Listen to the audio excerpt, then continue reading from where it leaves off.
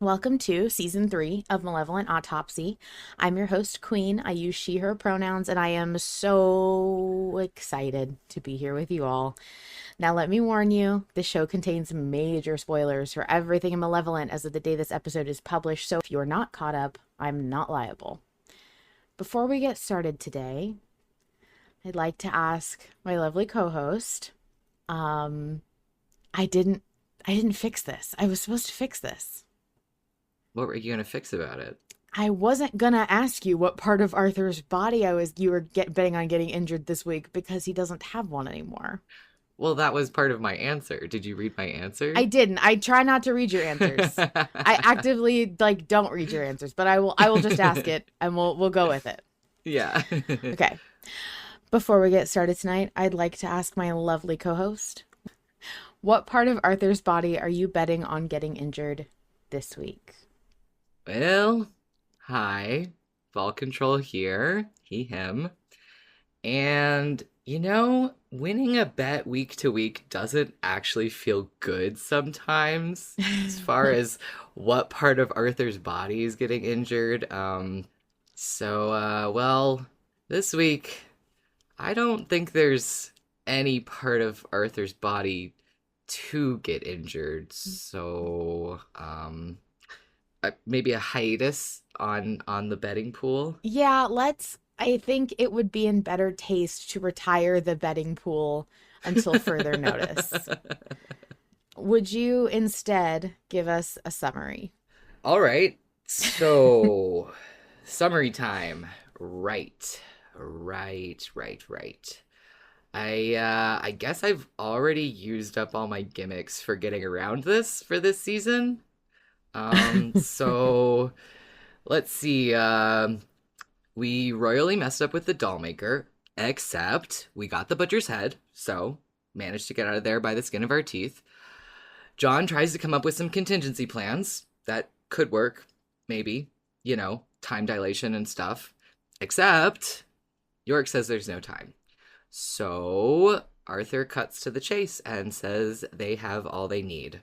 Hastur's body for John. John rages against Arthur's dying light, his giving up, but Arthur tells him that he's not giving up, that John didn't take his eyes from him. Arthur gave them to him, much as he's giving him this. Life. Life.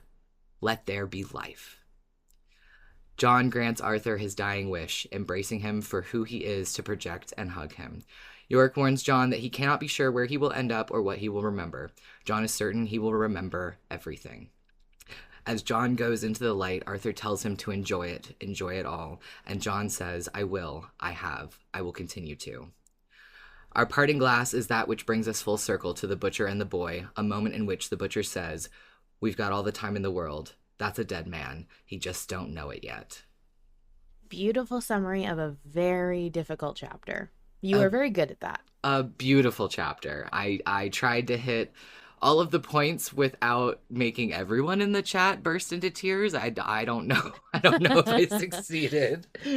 I'm sorry about the line of poetry. I couldn't resist. I thought this episode was so incredibly beautiful. And I know that it was really, really difficult, really heartbreaking for a lot of people. And we are going to hear from a lot of those voices, but I just want to say that for my perspective, I love this chapter. I love this chapter a lot.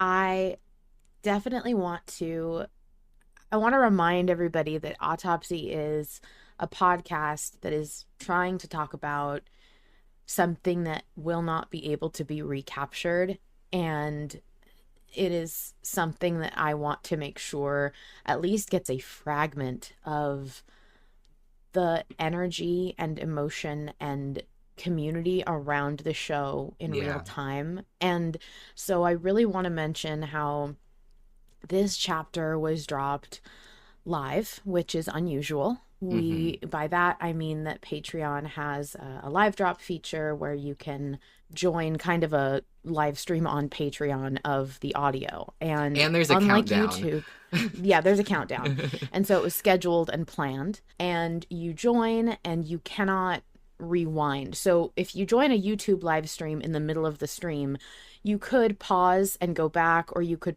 I don't know if you can go back, but if you join a YouTube live stream when in the middle of it, you only have, I think you only have access to so much of the history before the stream ends. That's very similar to what's happening on Patreon, where you cannot rewind if the stream is running. It runs once all the way through, and then everybody can listen to it at their own pace. But the first time it runs all the way through, and you can't go back and catch up. So this live chapter was a unique experience. I think it's only happened less than a handful of times before. Oh, for sure. And I think that it was a smart move to schedule it so everyone knew where to be and how to, like, there was no way anyone could prepare themselves, but No. to No. set that time aside rather than listen to it on a whim in the car on your way home kind of thing. Yeah, no, that's a really good point. That's a really good point to be like, no, you need to be sat. You need to be Yeah. sat for this one. There are so many people who say, "Oh, I'm gonna listen to the chapter drop while I'm like grocery shopping," or like, we did see some in the during the live stream of the chapter. I did see people saying, "I'm just standing here staring blankly at like the grocery store shelf because I had to listen late and I didn't know," and Right. there was that. It was a unique feature of this chapter. The chapter channels have recently been pretty usually we get a slow mode turned on because they're so fast and It active. goes so fast, yeah. And I know that Joe and Harlan like to appreciate their live reactions during the drops. Yeah. So that was something unique. But I want to say that the reactions were very, very mixed. And I think that in like a good way. I don't want to say mixed like people didn't like the chapter. I don't think there was anyone who didn't like the chapter. Okay? No, it was understandably a mix of being able to manage that emotional response because this chapter was so difficult, I mean, we've had Arthur die before, but I think that this intimate moment of Arthur having almost his own eulogy made it hit that much harder. It was very much like I was confused when people were reacting really strongly to Arthur's death on the slab as a result of the hag's whole thing. Because I didn't really have an emotional reaction to that. I was very like in a supporter mode where people who were having that emotional reaction, I was just wanted to be there for them and make sure they were okay and everything. But this was so unlike that. It was almost funny because you have John giving that beautiful eulogy and talking about how we don't die complete. And that was Arthur's death back on the slab. It was very abrupt and it was very cut off and startling and it wasn't expected. Yeah. But this was such a prepared transition. Yeah, what I was what I was thinking when we were re-listening before Autopsy, me and the like 5 to 7 other people who were brave enough to re-listen to it right before we recorded.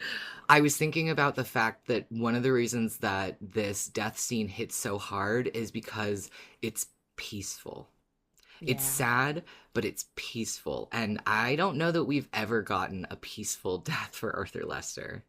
Yeah, it was so peaceful, and that is it's not what I think of when I think of Malevolent. I don't think, oh, what a peaceful show, you know what I mean? Yeah. So it was such a shocking difference, and it made it feel so much more real. It felt, I mean, as close as I can imagine it felt very much like a real death that you are trying to be prepared for, like when somebody has a terminal illness or something like that. Right. And I think that this hit people so hard, especially on the second point I want to make, because it felt extremely, because it was so easy to attribute to votes.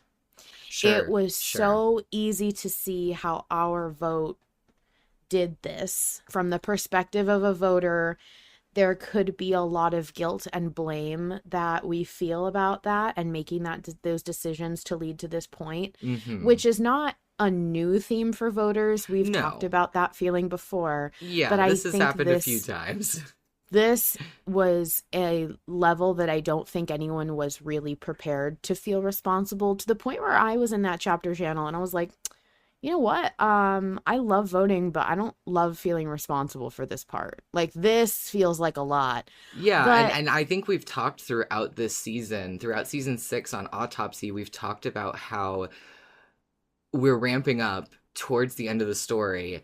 And on the one hand, it feels like the votes can't have as much weight or impact on the story as they have in the past. But on the other hand, the stakes are so much higher. and what's hard is, as a voter, you don't get to know. I don't know. I don't think anyone here knows for sure if our vote really did what we think it did, right? Like, Yes, there's no yes. way for us to prove without a doubt 100% scientifically with text evidence Yeah. that our vote was the only thing that was going to be responsible for this death, right? But I think, first of all, it was something that came up in the chat and people had really strong negative reactions to it, and not in a mean way, just in a very like emotional way.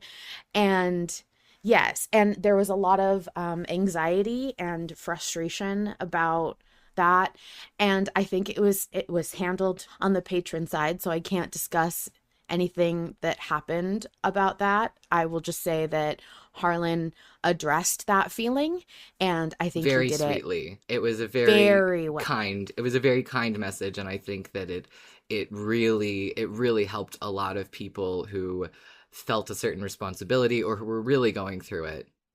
Yeah, I don't think people quite grasp. If you're not there yourself, it may be hard to grasp how strongly people reacted to this, because this to them, to us, I guess, isn't it's not just a fictional character dying in a book you're reading.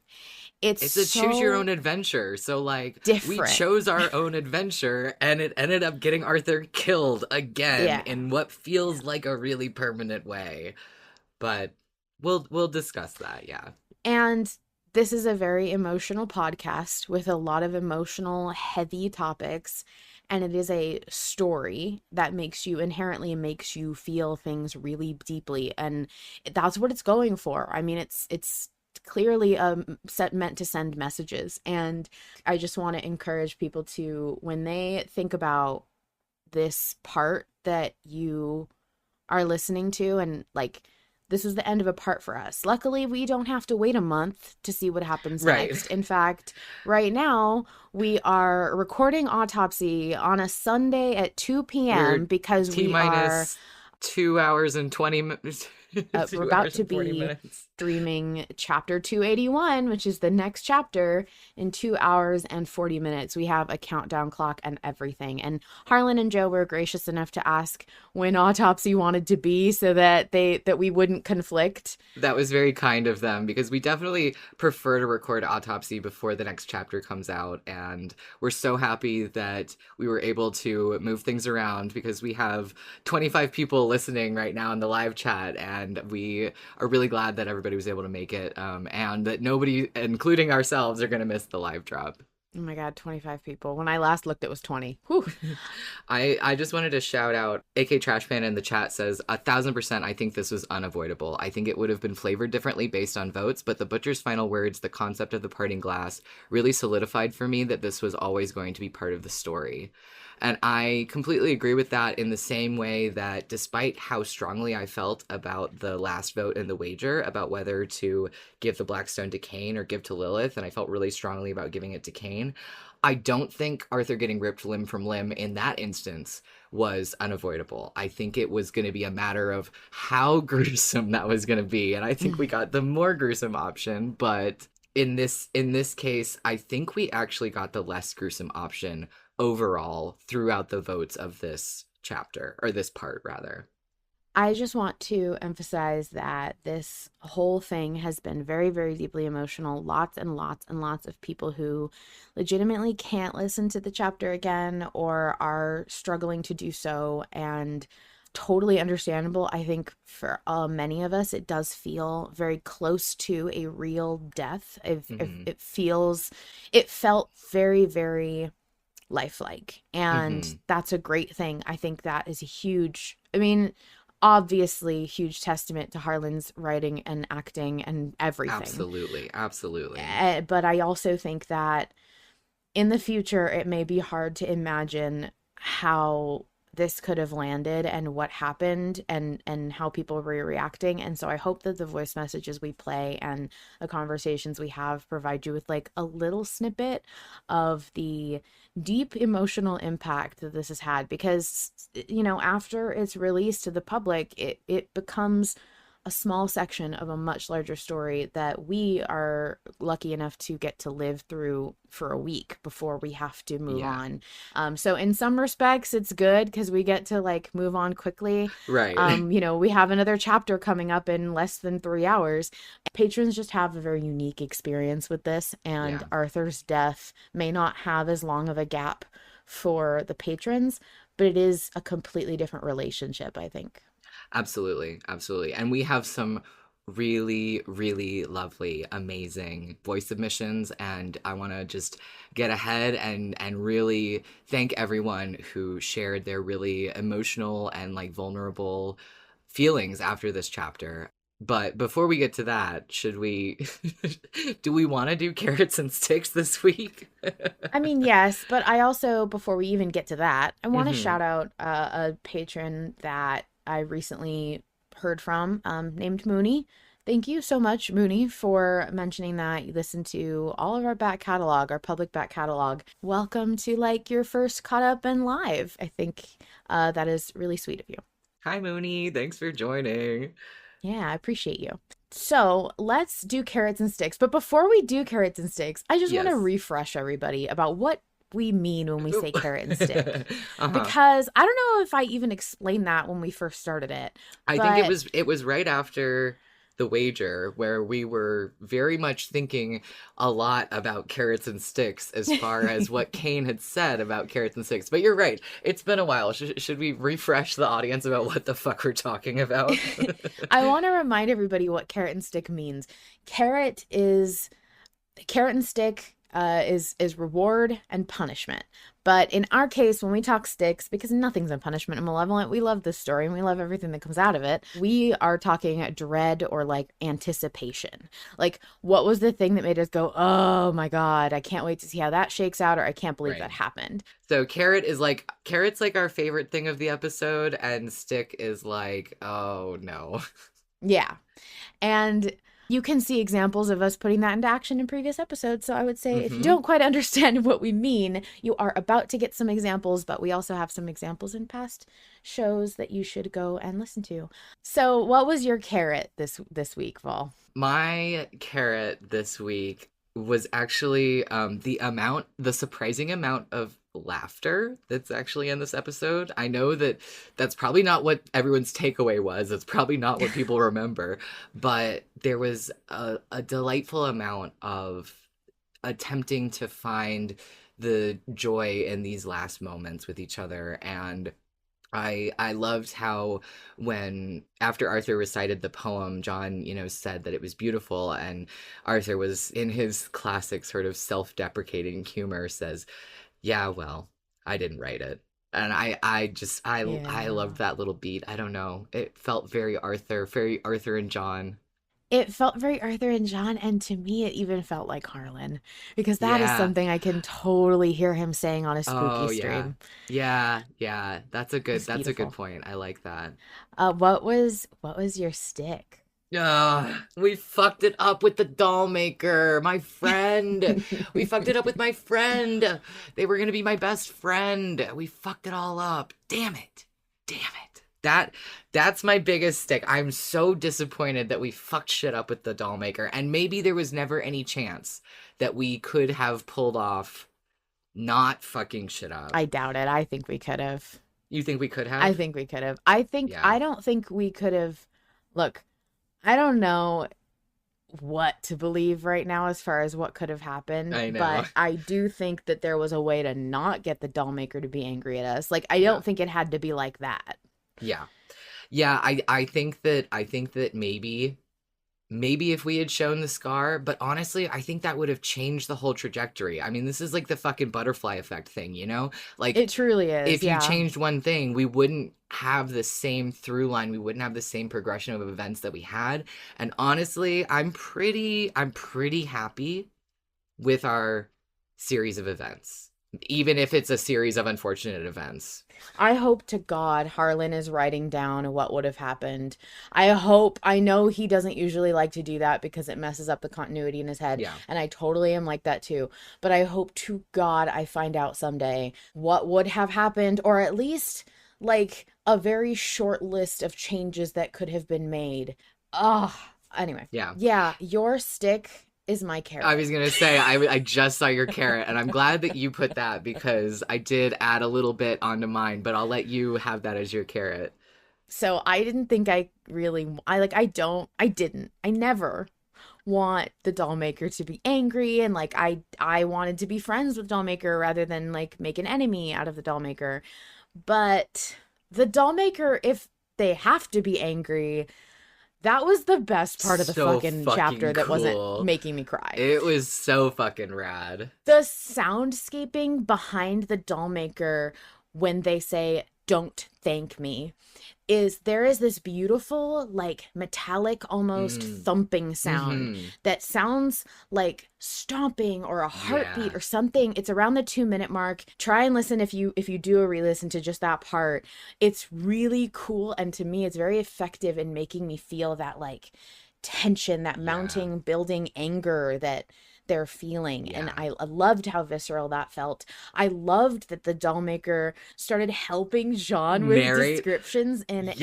anger. Oh, Oh, that was so good. I felt oh, like that was such a great, like, it's the rule of threes, and I feel like we got, and it might have been more than three times, but I feel like we got this perfect little like ting of the triangle for each instance in which the dollmaker has helped John narrate or taken over John narrating. And so the payoff when even oh. when they're angry and John starts narrating and the dollmaker just takes on like, oh, it was so cool. That was so rad. So It was rad. so rad. And then on top of that, the way that the doll maker has, I just love the approach that the doll maker takes. It's so embracing of the fact that like this guy has an entity in his head, Yeah. and like, okay, I'm just gonna roll with that. And he's Arthur is so usually so passive in these moments, and to hear him so scared Yeah. on top of having the doll maker kind of flex this intimidation that we've always known is there. We've seen evidence of it. We all know that like this is not someone to be fucked with. Yeah. And to have that payoff, it was so masterfully done. I felt, to have that escalation finally come to a boil, and for I could feel the way that the doll maker got taller and more violent looking even, and like the warping of the body to symbolize emotion in the dark world is like, it was beautiful. I would kill to see that in a horror movie, except I know I would never sleep at night. Yeah. Seer of Time got the dialogue in the chat. The dollmaker turns to you, irate, annoyed, livid, displeased, furious, seething, fuming, foaming at the mouth. Oh, so cool. Yeah, that was It good. was so cool. I Very loved it. It was good. great. Very good. That kind of thing is the kind of monologuing that you want all of your villains to get to Yeah. have. And I'm so glad that Harlan got that moment, even if I wish that we had not fucked up. I am very happy with what happened when we did fuck Yeah, up, which yeah. is like Yeah, peak malevolent. yeah, peak malevolent, totally worth the payoff. And holy shit, the fact that we escaped out of that, Oh my basically, I God. mean, body free, but also basically scot free, Holy shit. That's the good Yeah. ending if I ever saw one. I know it doesn't feel that way. I know it doesn't feel I that mean, it could way. have very well ended with John and Arthur trying to like scale their bloated corpse down from a crucifix. Like we just fucking yeah, Yeah. wild. Yeah. What was your stick?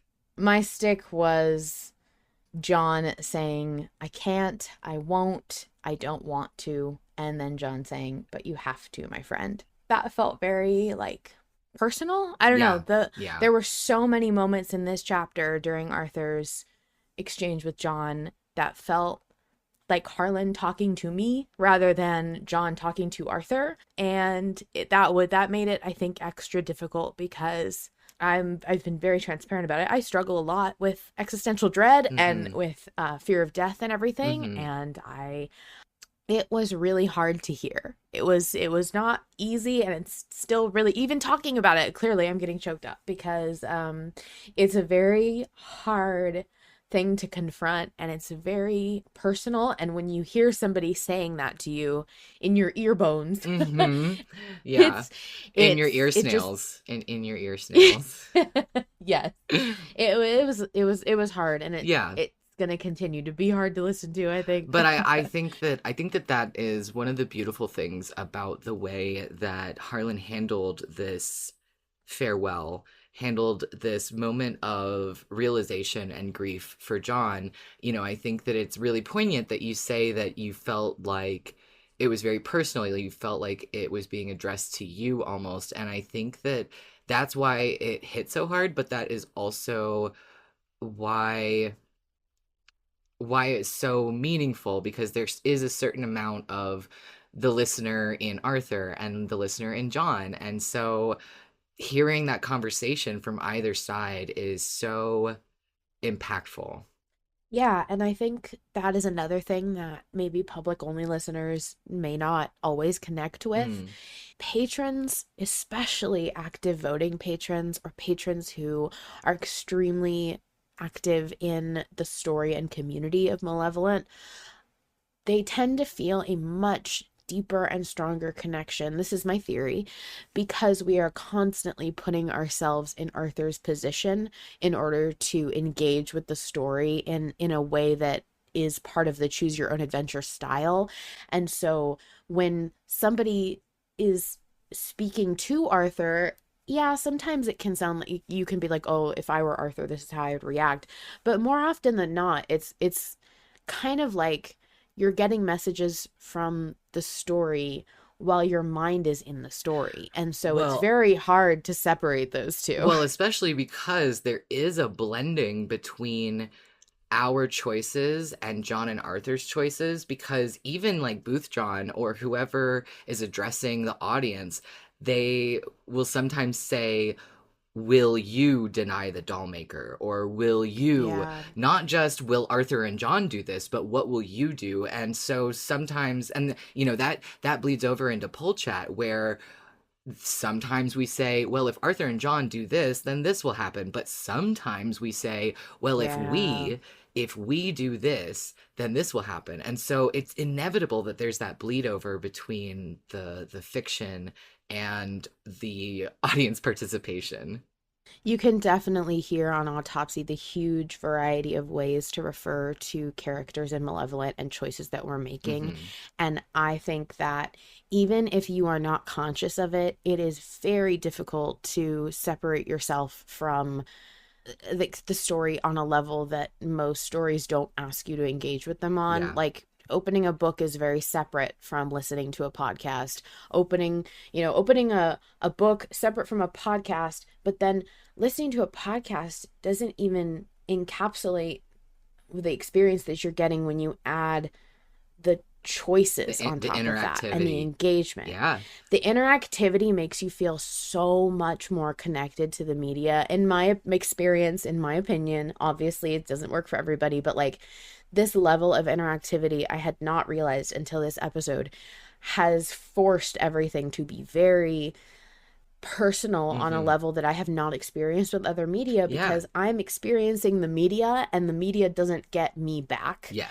Yes. But in this case, it feels like a response. It feels like a conversation you're Yeah. having with a Yeah. story. Yeah.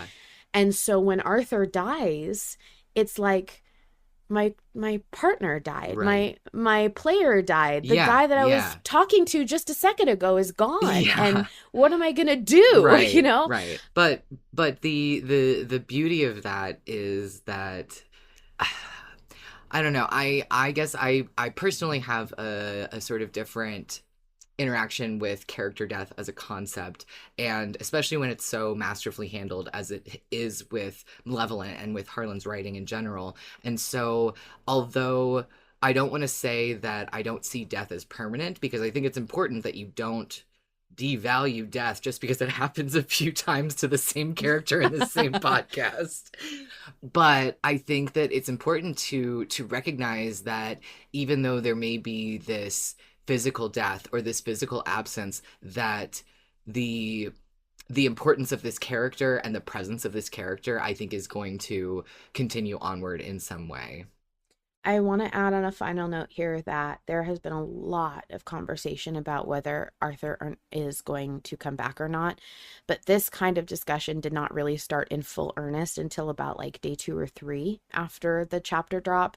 Most people spent the first couple of days either catching up or grieving. Yes. And then really we saw some very strong theorizing. And I know we're going to talk about that in a minute, Mm-hmm. about the ways he would come back or if he's coming back. There's been a lot of talk about, like you said, how valuable death can be if it's not permanent, what would feel effective, what would hit wrong, blah, blah, blah. But I think that it's also important, I want to acknowledge, death is going to happen to you more than once in life. Mm-hmm. You are going to That's a experience good point. multiple people you care about who die, and they're all going to die in different ways. And not all of those deaths are going to be equivalent in tone or even emotional weight, because there will be not only a variety of relationships that you will experience this with, but also like there's a huge difference in people grieving a person who is terminally ill and has known for a long time that this Right. is happening Right. versus somebody who dies in a car crash. Right. Right. And that those two things happening, like, yes, they're happening to different people, but when we're talking about it in the realm of fiction, I think the way people processed Arthur's abrupt death on the slab that was not prepared for being different from this death, which is clearly something that he was choosing, really, I mean, is more symbolic of the different ways. Accepting, you might say. Accepting, you might say. Can you let go, you might say. I think it was just it's very good to keep in mind that I don't think bringing a fictional character back to express multiple types and experiences with death makes any of them hit less No. impactfully. No. And also, I don't think there's been an issue in Malevolent that has been so deeply emotionally resonant that has not gone well. Yeah. I just don't. Yeah. I'm going to just say that as my, again, opinion. Mm-hmm. I know it's not like, that everyone has room to disagree with me, but Mm-hmm. I have never felt like things were cheapened because No. of anything later down the line. No, I So totally agree. I'm very pro whatever you believe, but I think that it's important to remember that the types of death that have been experienced in this podcast are very true to the types of death we will experience in our lives, and not all of them are going to feel equivalent because, frankly, they're not. Everything is unique. I'm very pro what happens next. Yeah, and speaking of what happens next, Yes. I think we should listen to some voice submissions since there was no poll. Let's do. And I will preface this by saying that I organized these voice subs from sort of the process of grief, from the rawest, most heartfelt, heartbroken, to the lightest and most hopeful at the end. So everybody buckle in, grab a box of tissues, and I would love to hear from some of the other patrons and their experiences. And as a forewarning, it does look like we are going to go pretty far over time this autopsy. But that's why we started several hours before the live drop. Hi, it's Autumn. Have you ever heard of the prophet Cassandra, gifted prophecy by Apollo, with the drawback that nobody would ever believe her? and cheer to watch Troy burn when the Trojans decided not to heed her warnings and bring in the Trojan horse. I don't think it's much of an exaggeration for me to say that I finally know intimately how she feels. I was correct, but at what cost? You know me. Arthur is, I suppose, was so important to me. It started out as cool blind rep that immediately connected me to him on a level deeper than I've experienced before. He's allowed me to improve my art so much, given me so much constant motivation to create over the past year, to a degree I hadn't experienced in a long while. Hell, I even felt so akin to him that he was my first ever cosplay, and goddamn if it didn't fill me with joy every moment I walked in his shoes. Throughout the podcast, sorry, I'm recording this right after 280, so I'm still kind of teary. Throughout the podcast, Arthur Lester has become my shining beacon of hope. He taught me that no matter how bad shit gets, no matter how fast the darkness, you must supply your own light and persevere. You can fight to exist. You must. But now that he's gone, likely forever, I feel a little piece of myself that had been so lovingly nurtured has died along with him. I feel hopeless. Because if Arthur Lester couldn't make it, in spite of everything, then what hope do I have? But even in spite of this, I do hope, because it's what Arthur taught me. There has to be something else to his death than this. Harlan is a good writer, as evidenced by the fully blown panic attack he gave me when the chapter dropped, which is why I don't believe that Arthur's gone just yet. Because Arthur dying right now feels like a preemptive climax to a story that has been building over the years. If Arthur were gone for good here, anything after this point is impacted severely. It doesn't have that kick to it that it would usually have because the other main character is dead. This is the shit that has happened. It's the main thing. And anything afterwards feels like just trying to wrap up the story after a poor decision on our part. Even John's eventual confrontation with Kang isn't going to hit nearly as hard after the pure unadulterated agony I experienced during this chapter. I don't know what Harlan is going to do. And quite frankly, my trust in him has been shaken to my foundations. But I can hope that he continues the story the way that he has been doing. Writing well and doing something to fix this. Or at the very least, making it less jarring and giving us some solace. I'm not going to wish you a good autopsy, because that's what doomed Arthur in the first place. And I, for one, am sick of the surgery slab. Good night, everyone.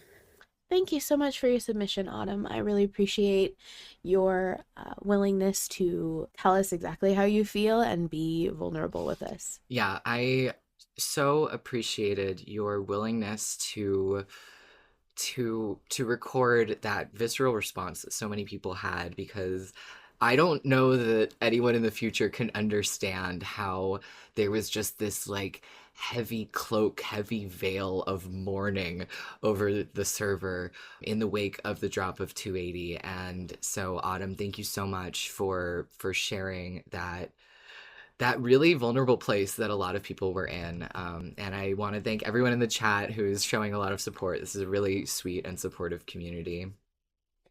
Yeah, just so everyone knows in the future, when you're listening to this as a public audience, lots and lots of hug emojis and candle emojis. Very sweet sentiments in the chat while we're playing these voice messages. I'm going to go ahead and play the next. Hi, it's Spade, and I feel correct in being concerned for this chapter. Being one of I think the most recent live release in Staccapo. Yeah, everyone's in pain, but the chapter's so good. I want to focus on the Butcher's dialogue in this, and maybe a bit more of the overall chapter, but I'll probably talk about polls leading up to this and maybe a different autopsy thing. I just want to keep them concise. After the conclusion of this part, the butcher's dialogue to me throughout the part of him and the boy have the same vibe of how Lord Everard's dialogue of season 5 and how everything he says feels much more important after a lot of the reveals were found after season 5, like the Blackstone, for example, and how Castle Carringford was always going to fall. I feel like it has some effect of everything he says now feels a lot more important afterwards. Once you realize all of the butcher's dialogue and moments with the boy was leading up to the boy's first hunt, being against Arthur and the French guy, I forgot his name. With certain dialogues like it being said they want to herd you into the woods, that's where they hunt, and connecting to when the butcher says we want them in the woods later. But that's not even the most devastating part of the butcher's dialogue there. To me, it's when he talks about the parting glass and how he felt after coming home from the first hunt. The toast of the parting glass before the hunt wasn't to themselves, it wasn't a good luck on the hunt. It was to the fox who gave his life. And then the butcher saying, that's what the parting glass is, a toast. For the ones who don't realize what everyone else has, that they're already dead. And what do we hear at the end of all of this while they're watching Arthur on the hill? That there's a dead man. You just don't know it yet. And what is the title of this part? Part 56, The Parting Glass. This part is Arthur's parting glass, whether it be permanently or temporarily. And that's all for this one for now. I hope all the eels are doing okay. Bye-bye. Thank you so much for your submission, Spade. Appreciate your willingness to share. I really loved that you talked about the butcher, because I feel like with everything else between the dollmaker losing their shit and this such a heartfelt goodbye between Arthur and John, the butcher parts shine no less bright, but there's so much to consume about this episode, and I really loved the culmination of the butcher's story and coming full circle at the very end of the episode. I thought that was so cool, and it's so very in Irish tradition to have these traditions like the parting glass that is not just about leaving for the hunt or celebrating for that fox, but can be seen on a grander scale of the experience of life and the experience of death. And I it's such a fitting title for this part. Truly. And something that just occurred to me, I keep wanting to say, like, yeah, every time people mention the butcher, I'm like blearily looking up through my tears going, what? What are you talking about? Because I just there's so many other things to talk about. But I also want to say, I'm sure it'll come up in voice messages, but I want to get out ahead of it because it's crazy that I haven't said anything about it. They hugged. Yeah. Like, we didn't even mention that, but they hugged. I know. There's so many things that, and like I feel like we almost might still be in shock that there is a hug in canon, because we have talked about it and manifested it, and there's been so much fan fiction about it, and so many people wanting that to eventually happen. Like, that's almost the happy ending that everyone wanted, and so the fact that we did get a hug in canon, I think I'm still in shock. Like, I don't think it's fully sunk in, even though I've listened to the episode 3 times now.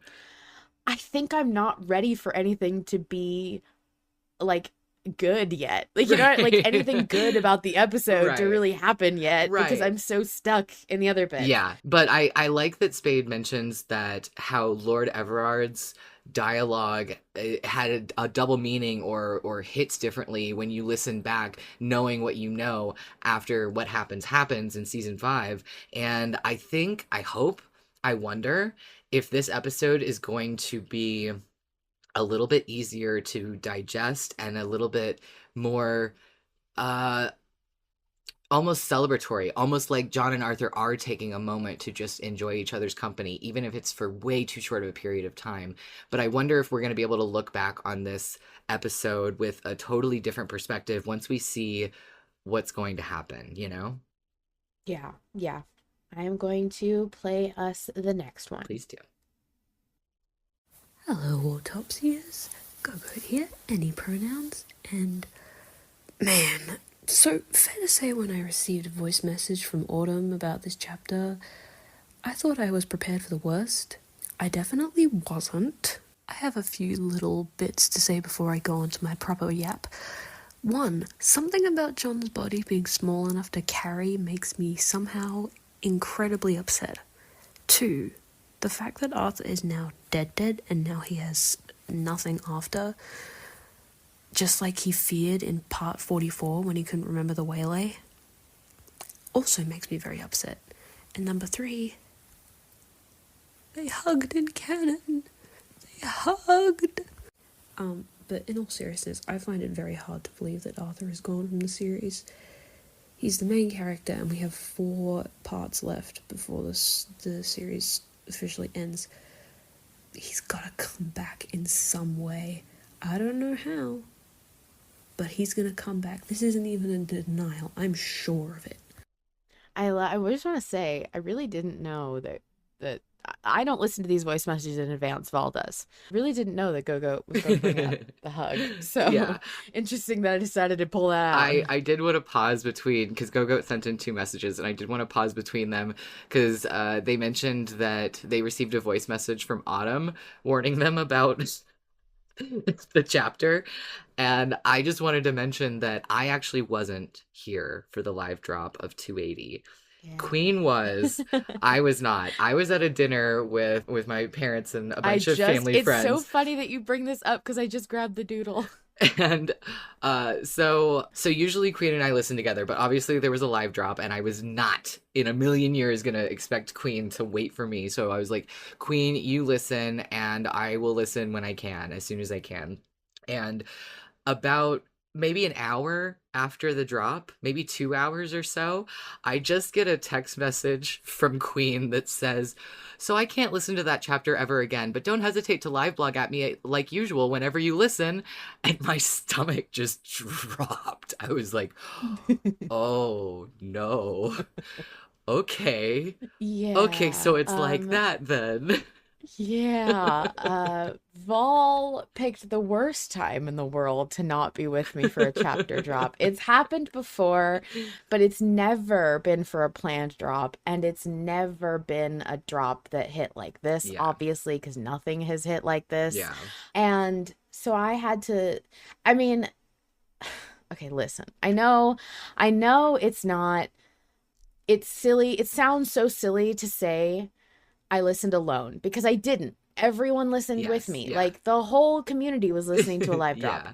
Yeah. You don't live next to me, so we're long distance no matter what. But it felt like I was alone when I listened to this chapter, which was so fucking hard when, like, I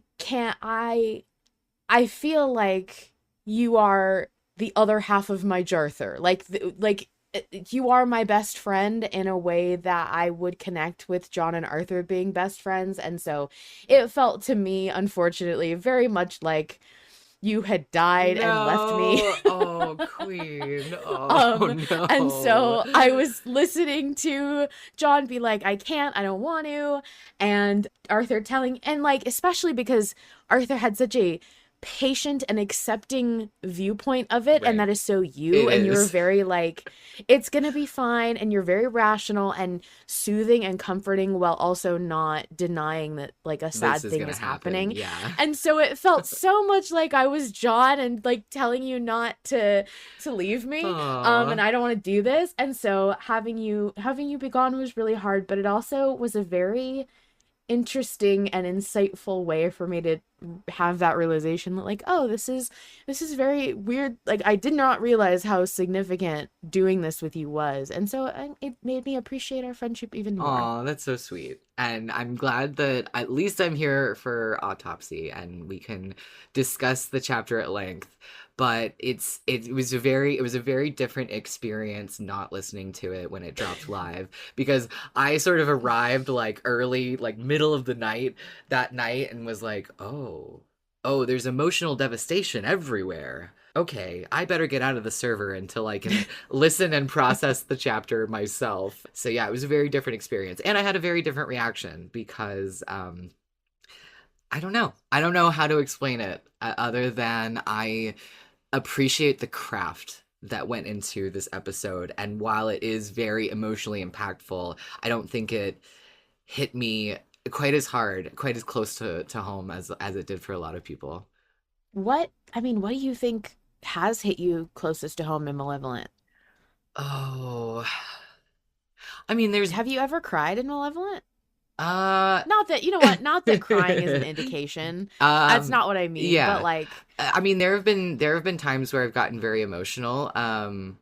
I don't know. I have a lot of difficulty crying, so it really has to be the right yeah, moment and the right mood. But I didn't mean to like the only way you can feel emotionally connected is if you cry. But like yeah, I guess my question is what has if not this, what has been the thing that got you the closest to that feeling? I mean, honestly, I think that part 20 is still really high up there. Oh, okay. Yeah, and also the nightmare is really heartbreaking, especially like going to revisit it, knowing Arthur, knowing more about him, and realizing the impact of all of those memories. And I feel like the choices that Arthur had to make, that we had to make going into the wager, that made me extremely emotional. Oh yeah. Yeah. I mean, the high points always hit me, I think, the way that they're supposed to, but I also I'm rotating Harlan Guthrie in my head, and so I'm always paying attention to the craft and the way in which he does the story and the script and even the acting, and so there's so many different layers in which I'm appreciating the media. You're very rational, and so it's very good to have a friend that is so balanced and so different. Yeah. Shall we listen to the second part of Gogoat's message? This is Gogoat's autopsy note, part 2. Any pronouns? Time for the sad stuff. The return of the we die mid-bite ruined me. It literally does feel like he's dying mid-bite, right before the finale, right before finishing his meal. What heartbreak that John will be left with an empty seat beside him, Arthur's blue plate getting cold, the ice in his parting glass already melted. To reference a previous note of mine, John had so many flavours he had left to experience with Arthur, to embrace who he is with Arthur. How ironic that John said he died with Arthur in his eulogy, when now it's the other way around. And just because I'm feeling a little evil, I'm going to tack on an abbreviated quote from The Haunting of Hill House. I'm going to try and deliver it as best I can, but I don't think I could ever live up to the original monologue. I learned a secret. There is no without. I am not gone. I am scattered into so many pieces, sprinkled on your life like new snow. I loved you completely, and you love me the same. That's all. The rest is confetti. Okay, bye-bye. Thank you so much for your submission, and that was great. It was a really beautiful quote. Gogoat, you fucking got me. You fucking got me. The elaboration on dying mid-bite that you did. Hey, I just want to talk, all right? The ice. The rest is just confetti. Is Yeah. like why is that making me cry? It's about confetti, which is a party thing, and I love parties. I really well, I wrote in my notes when Gogoat said now time for the sad stuff, my notes say now it's time for the sad stuff. I thought your last message was sad. But I loved hearing all of the processing, the grieving that everybody sent in. And we have one more grieving message, and then we're coming out of the darkest night of the soul, y'all, and we're gonna start swinging upward. Oh my gosh. Okay. Okay, we can do this. We can do this, gang. AK Trash Panda. She, her.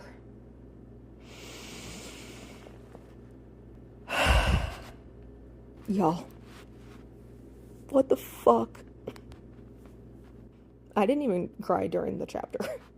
If I'm being honest, I couldn't even really appreciate their heartfelt words in the moment. I just kept watching the time left marker, hoping that someone would come stop this, that someone was gonna come save them. And then it was over. There was no click. There was just nothing. Just void. Just absence. It genuinely felt like, and it still genuinely feels like, I lost my best friend. This one feels so real and so different from every other time that we've quote unquote lost Arthur. It was so fucking sudden and so perfectly executed to drive home the point that we die incomplete halfway through dinner.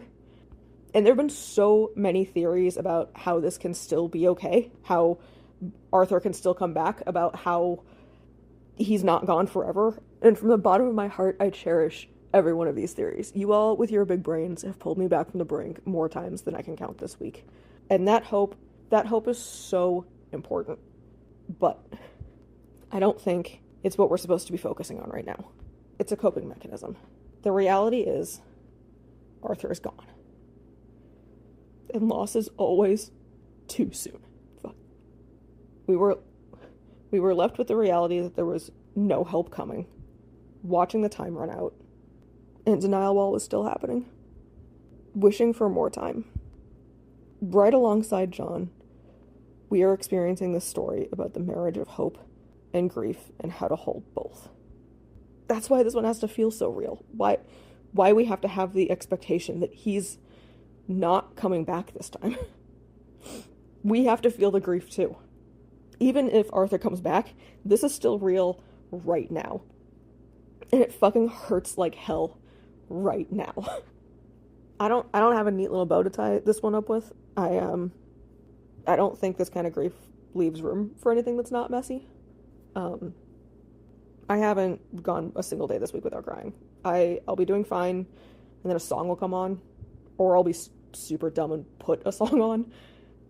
Or Harlan will say Arthur's feeling under the weather in Arthur's own voice in a spooky stream, and I'll lose it all over again. Truly the only reason that I'm okay and that I've been able to process anything this week has been the patron channels on the Invictus server. You all, every beautiful person with a theory, with their reactions to the chapter, with a fucking art of the hug, just everybody with something silly or with something sad, with their hope. Every person who believes that whatever happens, it'll be okay. You all mean the world to me. And I genuinely could not have gotten through this week without you. Community is so important. And I love you all. Thank you, AK. I love you too. Even if you make me cry. Thank you, AK. That was a really sweet message, and I think very true. And I think that you are so real to talk about how you were waiting for something to change, someone to swoop in to save the day or something, and it just never came. And I think that was another reason that it was so shocking to everyone. But I agree with you that it's important to come to terms with the fact that Arthur is gone, even if that may prove untrue in some form or fashion. I think it's important to accept that, and this whole season is about acceptance. I just really wanted quickly to mention, for those who don't know what AK was talking about when they said there was no click, the beginning and end of Malevolent Booth John chapters usually have a recorder click that kind of lead the impression of listening back to a tape or something, and this was notably absent at the end of the chapter, because even when we don't have a vote week, we do get that recorder click. Yeah. So it was kind of felt a little bit eerie and final in that specific way, and I just wanted to note that for posterity. That's all. Sorry. Or like an unfinished bite, one might say.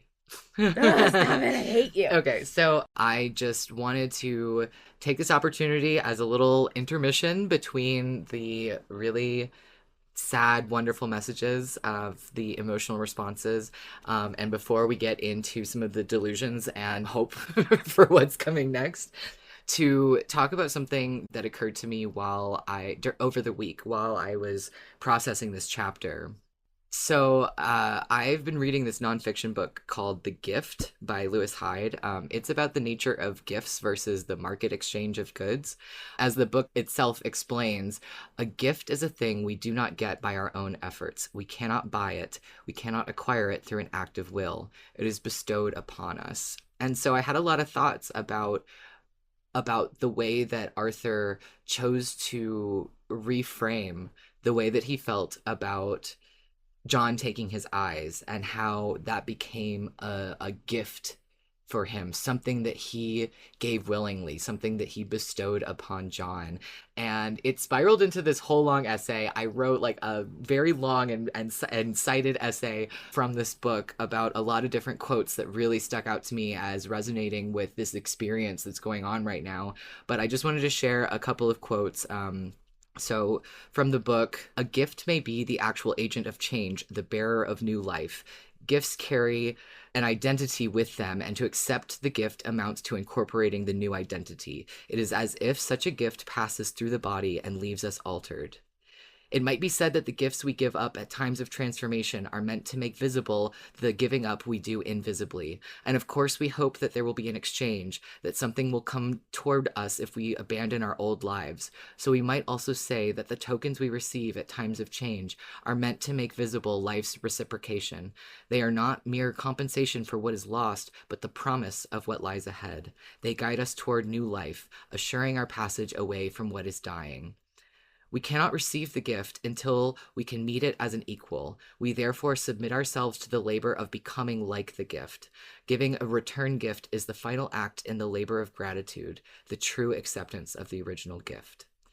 And I found that to be so poignant about the way that Arthur has chosen to reframe his experience with gifting John his eyes, and in a way gifting John this opportunity at life, at moving forward. I don't see it as a sacrifice as much as I see it as a gift, because he never says, like, come back for me, or he doesn't ask for anything in return. It is purely this like selfless gift forward.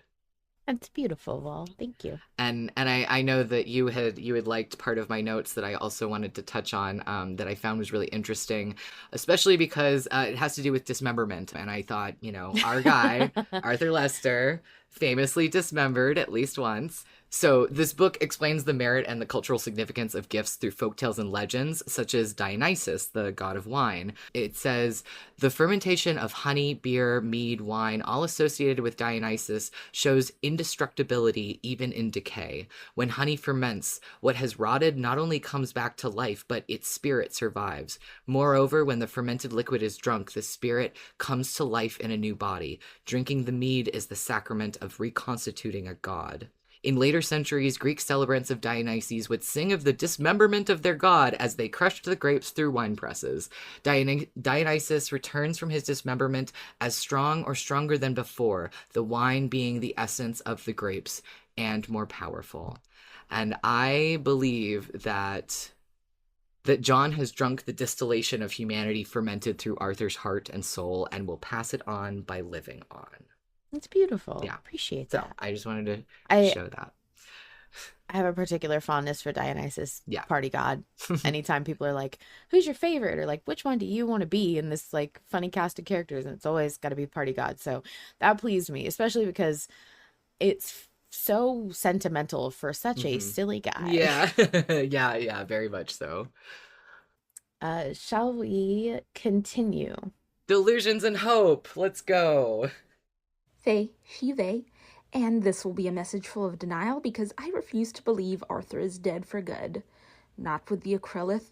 She's barely come into play yet, and she wouldn't let Arthur go out like this. He's her favorite, her Blorbo. She has plans for him. There's the manager. There's the finger anchoring him to the Dreamlands. Oh, I'm sure there will be some sort of consequences, that John will have to fight through the power of love. But I firmly believe Arthur Lester is coming back. I am not resigned to the shutting away of loving hearts in the hard ground. I will cling to my denial until the last possible moment. Like the Blackstone quest, I will keep going until I can't anymore. I refuse to believe my special little guy is gone. I simply refuse. Thank you, Faye. Appreciate you. Yes. Let's go. Let's manifest it. There are so many options. I'm a big fan of the Dreamlands Pinky Finger. I'm curious. I want to know. Is there a connection still there? Interesting. Malevolent is revealing the way that I deal with things to me. Yeah. And I've been going to therapy for a long time, so I thought I knew about myself, but clearly not.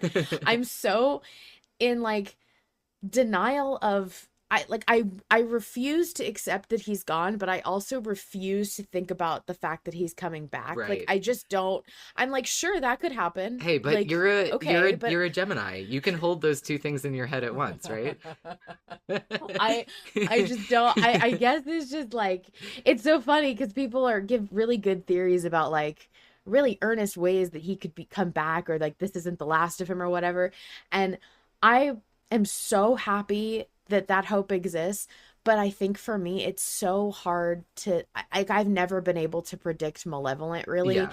And so it's always one of those things where it's like, if I think about this too much, I'm gonna convince myself it's real. And what if it's not real and it hurts worse? I'm just gonna stay over here. Yeah, I was just gonna say, shout out to Ellie in the chat. I just don't think. Yeah.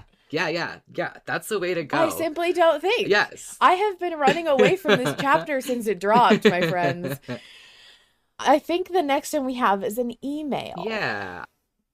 Hey, my name is Nukuome, and my pronouns are he/it. So I don't have anything to say other than I'm filled with grief and eternal pain at the loss of my main man, Arthur Lester, but at the same time thinking about how much better my life has become thanks to this podcast, and the community over the past year fills me with the hope I need to believe that he's totally not dead at all and was just a bad dream.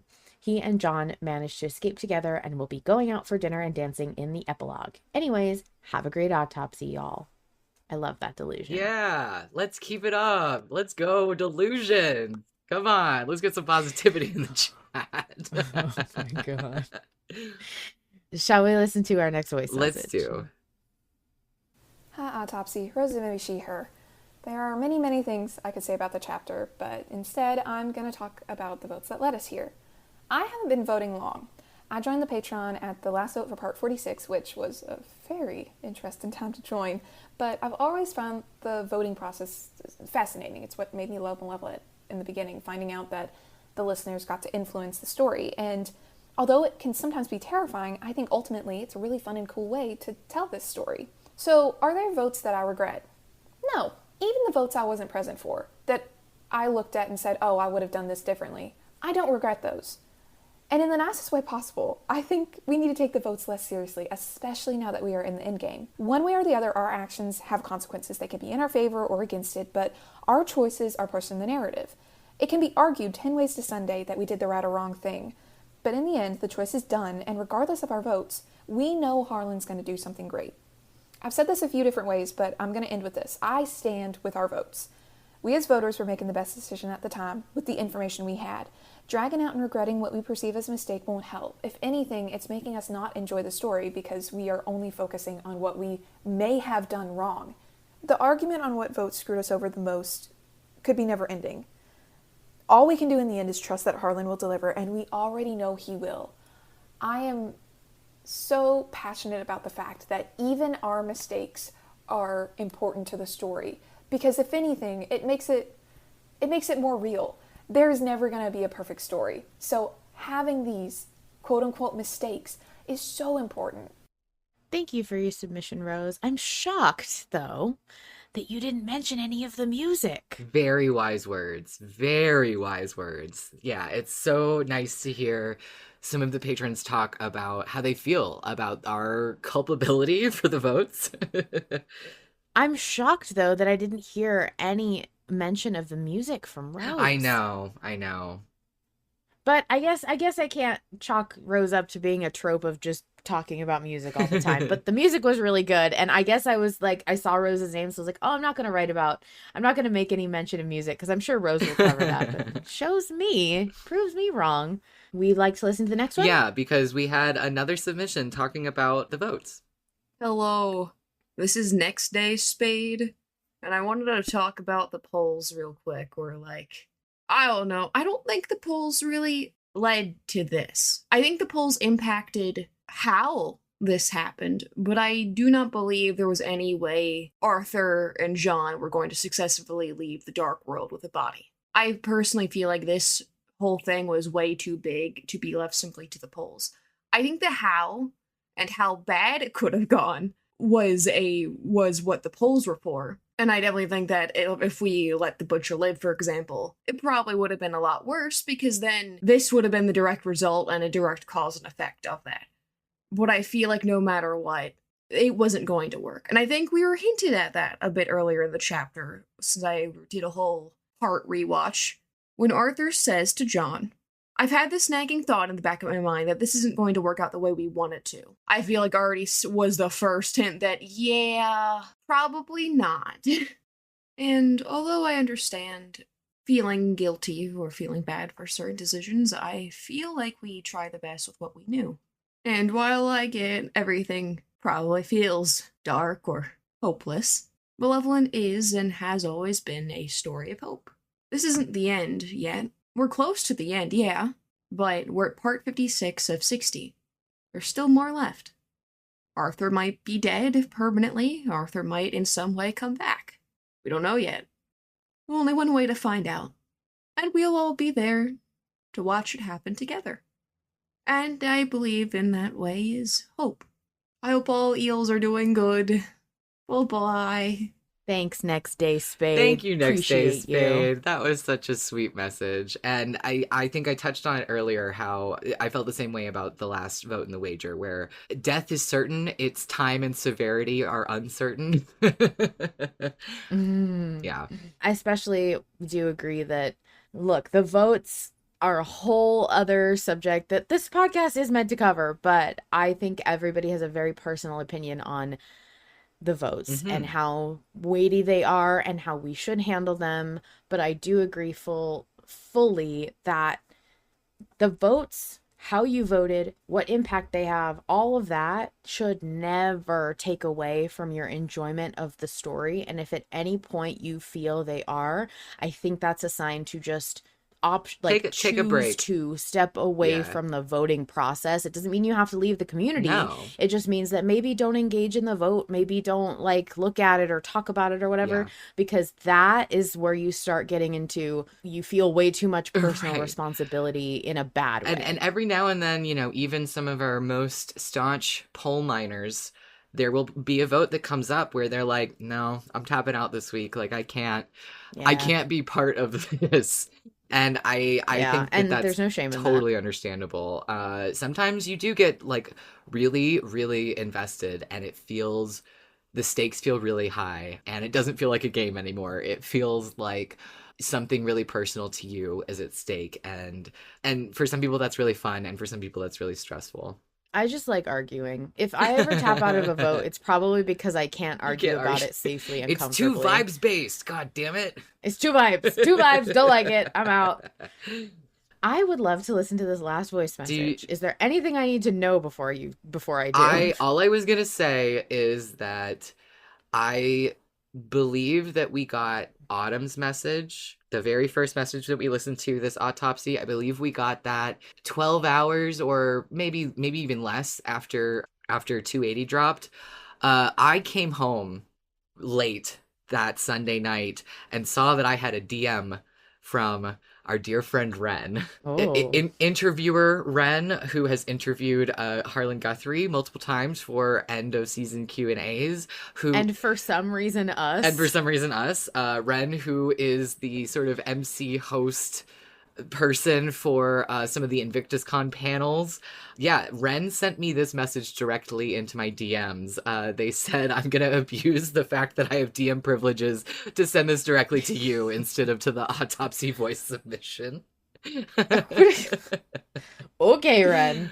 So this was within the first 12 hours of 280 dropping. I got this in my DMs. Okay. We're getting to it, friends. We're getting to it. This is the culmination of we're coming up to the peak of it, friends. Write it out. Like, I cannot describe to you how excited I am to finally get here, because how often do you get to go into a series finale knowing that somebody's going to nail it? As a Lost girly, as a Supernatural girly, as a person of interest did kind of nail it. But, like, how many times have you been let down by the end of a series? And can you tell me right now that you don't trust Harlan to nail the end of this series? Like, if you say that, then you're crazy and I'll fight you in the street. So let's go. And I'm so goddamn excited to like be here at the end of something that is gonna be great. I don't know, man. I'm just so excited. Thanks, you goober.